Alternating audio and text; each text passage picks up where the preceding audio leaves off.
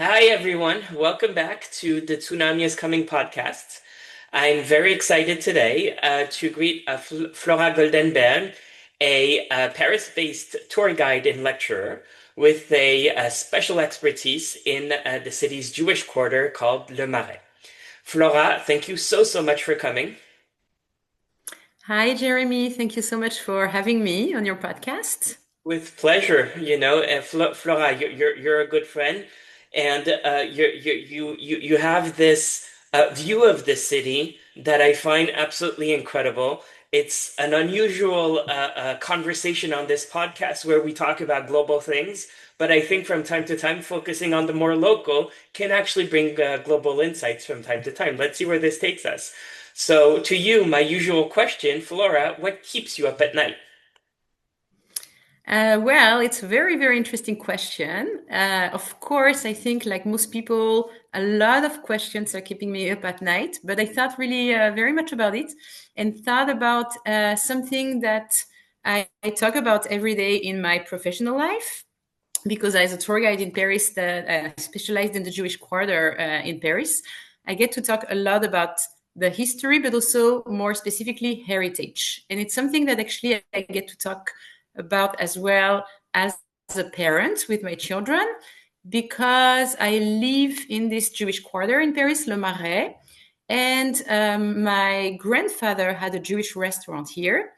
It's closed now, but his name is still written in big letters on the building where the restaurant used to be. And sometimes my children ask me questions about it. Sometimes I get to talk about it with my visitors as well. And I ask myself a lot, how can I pass on that heritage that has evolved very, very much? Because the Jewish quarter is still a Jewish quarter, but it's also a very gentrified area in Paris today.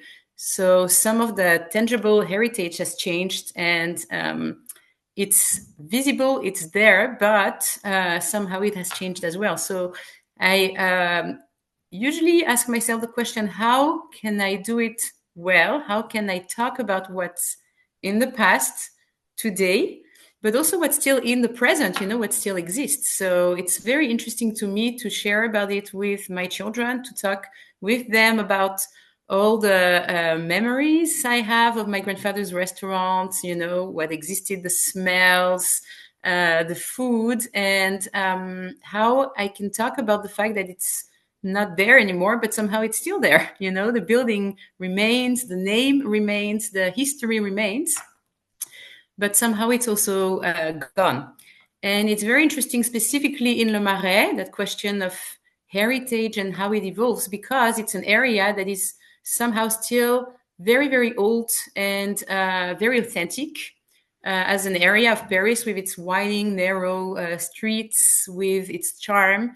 It has a soul for sure, but it's also such a gentrified area today. It's very interesting to, to see it changing. It has changed good ways sometimes, and not always as well good ways. It's a weird mix. It's a very eclectic area, so it's very hard to find the right middle.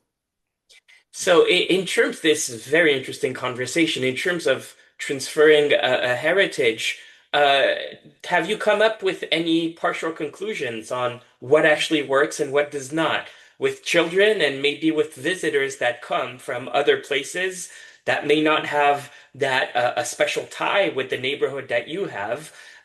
What works? How do you convey that heritage? I do find different ways depending on the people, of course.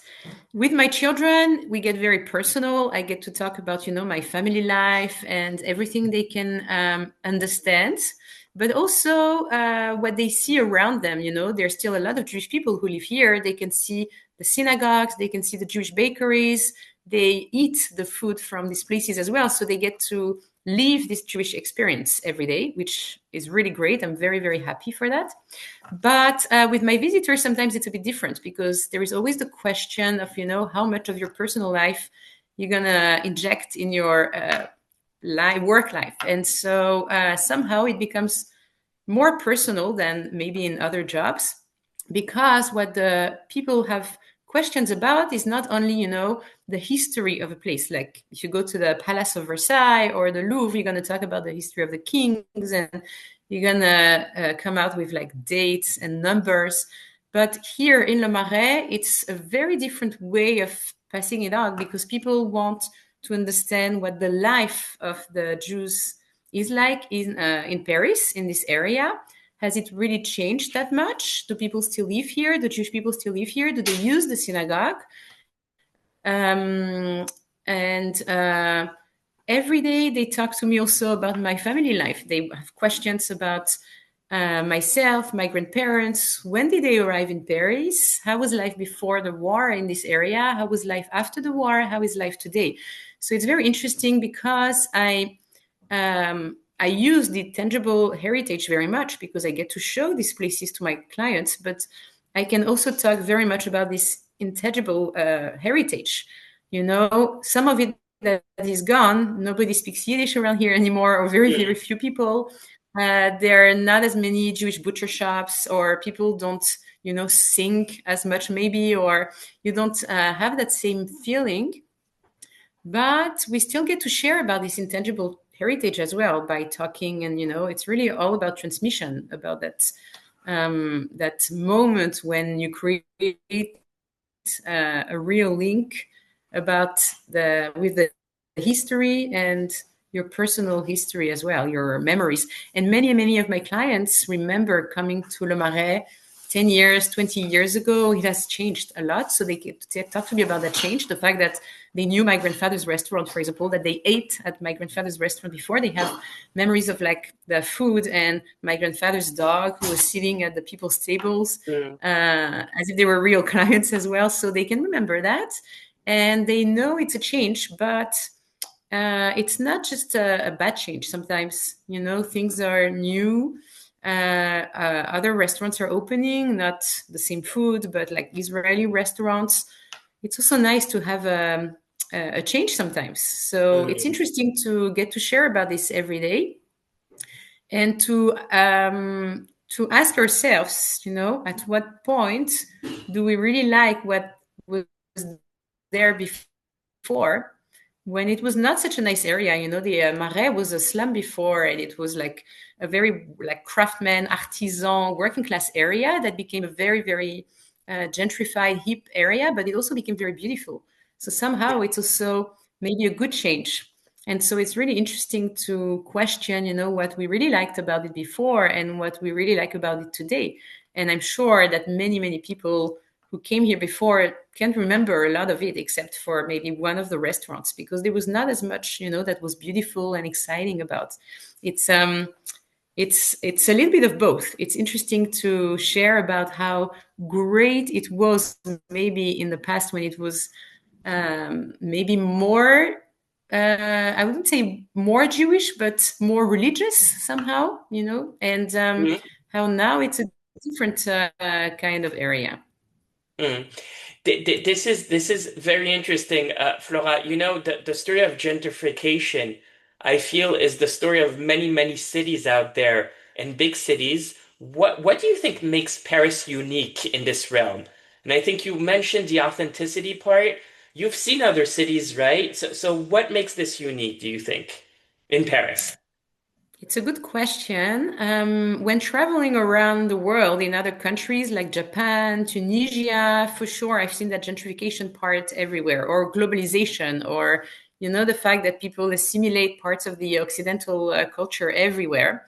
So it's not just in Paris, it's not just in the Jewish quarter, but something that I think is really special about this area and Paris specifically, but also really Le Marais, the people, for sure. I mean, we walk around those streets, and it's like living in a village in the center of Paris. So people know each other, even though you can say there are not as many Jewish shops, there are not as many synagogues, but somehow the people make it happen. All the people in the stores, they greet you when you come around. They're happy to welcome you either as visitors or people who live in this area. And the people, and the fact that in Paris, yes, there is maybe this pride people have about authenticity, about the history as well. Heritage is a big deal in France. I mean, it's something that people have worked about a lot since the 1960s, 70s. It's kind of a big deal, with our monuments, but also the like smaller parts can be, the baguette. It can be just the food itself is a big part of our heritage. So I think it's something that is really, really important in Paris. So, and this brings me to my last question that I couldn't help but think of when I was listening to you. It seems we belong to a generation when we were younger. A lot of people were protesting globalization, saying, no to globalization, no to the Americanization of the world. It kind of seems, years after that globalization has absolutely not meant the Americanization of the world. Quite to the contrary, it has meant we were able to basically see the diversity of the world. Do you agree with that? And do you feel that in your everyday job? I think I do because I'm lucky I get to meet American people every day. And I understand when I meet them, when I share with them, that it's for sure it's different. We have, as you say, we have a global view on everything that's happening. But I think everybody gets to take parts of what they are interested in and what they like. But yeah, the authenticity remains for sure. And I think we managed so far to get the good parts of globalization without drowning in the middle of it. So I think it's interesting that we are conscious about it. We know what's happening out there. We know that there is also a better knowledge of what's happening across the ocean, and it's easier to share as well somehow together about our heritage when we understand each other very, very, very well. Well, Flora, I hope you come back again I hope on so the too. trip. All right. And With thank you pleasure. so With much. pleasure. My Thank you, pleasure. Flora. Thank you, everyone, and see Thank you, you next week. Jeremy.